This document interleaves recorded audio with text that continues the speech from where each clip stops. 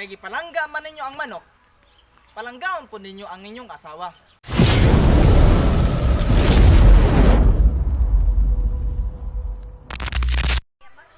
Sa kabuntagon ug kapunan sa adlaw, sa mga mahilig og manok,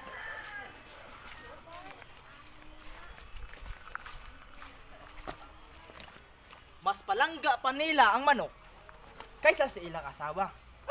Ug naapoy uban mga asawa ni sabay og papalangga sa manok sa ilang bana. Ug naapoy ubang mga asawa nga nagsilos tungod sa manok sa ilang bana.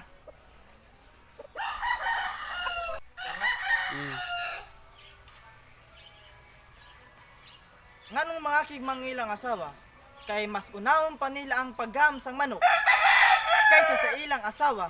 Mauna ang ilang mga asawa mangakig sa ilang bana.